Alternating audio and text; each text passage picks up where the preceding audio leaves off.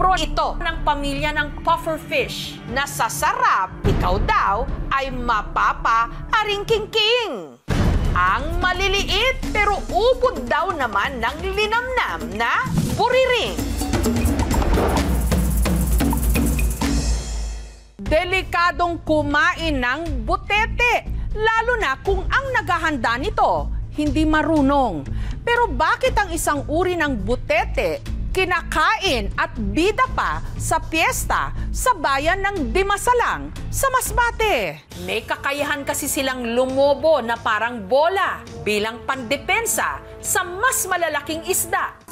Sa dami ng supply ng buriring ngayon sa Dimasalang, Masbate, karamihan sa mga residente rito, ipinapaksiw ang buriring para hindi agad masira. Ang kanilang pampaasim, hindi suka, kundi dahon ng libas. Isang klase ng puno na may maasim ding bunga. Ito kasing libas, ang pang-asim namin sa buriring.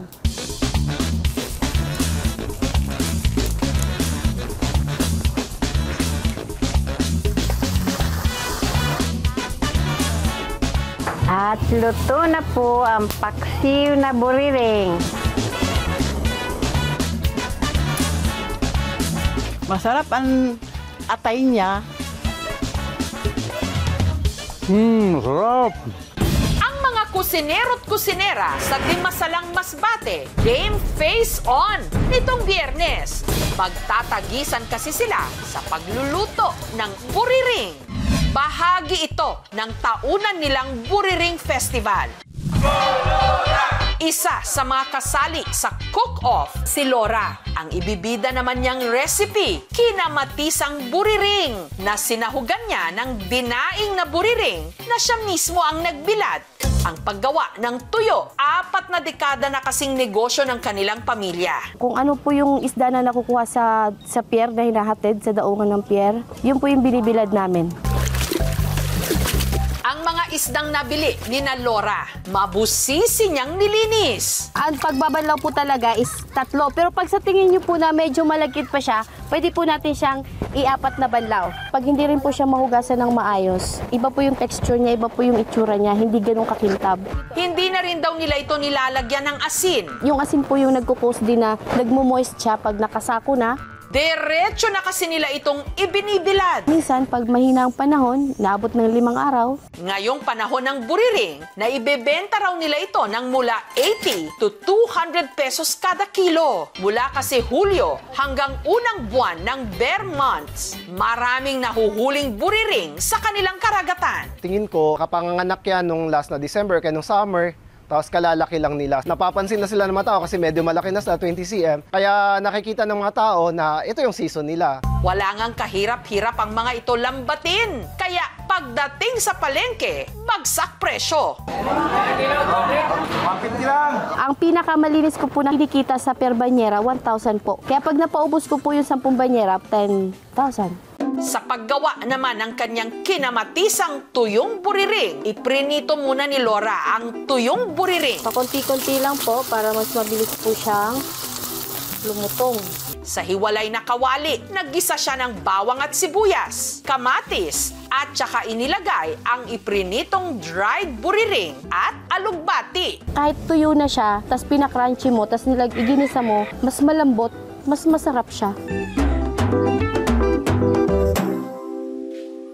Karamihan sa mga puffer fish may lason, pero ang buriring mas mababa lang daw ang concentration o taglay na lason kumpara sa mga butete. Sa Pilipinas, mahigit 30 na species ng buriring saka membro ng pufferfish. Karamihan sa kanila ay mayroon talagang toxin. Kaso iba-iba ang concentration o level ng toxin depende sa uri o kaya species ng pufferfish. Saka depende rin sa party ng katawan nila. So yung buriring, tiningnan natin, Arostron manilensis, ang nakalagay doon, harmless siya. So ibig sabihin, kinakategorize siya madalas na hindi naman siya masyadong malakas nakakalason. Pero may lason pa rin siya. Kaya tingin ko naging practice ng mga tao, lalo na sa mga coastal area na mangingisda, na kinakain nila ang buriring dahil nga, in general nga, medyo mababa ang lason nitong buriring o yung Arostron manilensis. Si Art, hindi lang daw siya marunong magluto, marunong din siyang manghuli ng buriring. Since high school po, sumasama na po ako sa paglaot sa tito ko po. At ang kanyang specialty, linabog na buriring. Ang nahuling buriring nilinis at saka pinakuluan sa isang kaldero. Lalagyan po natin ng kunting asin para magkalasa na po siya.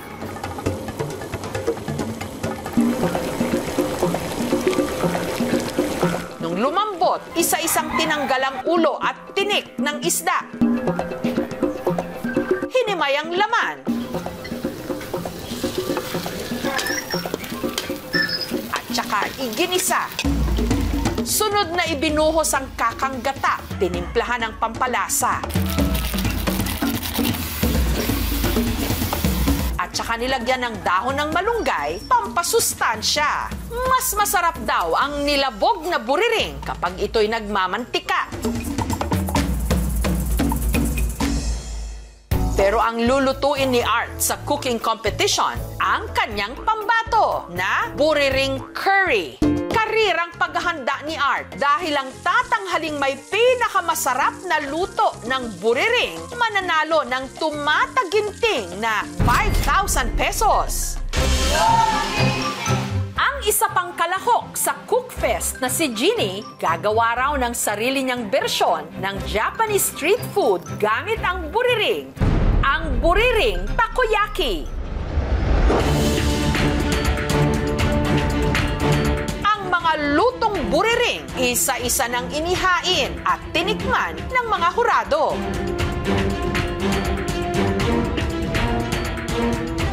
Kanino kayang buriring dish ang mangingibabaw?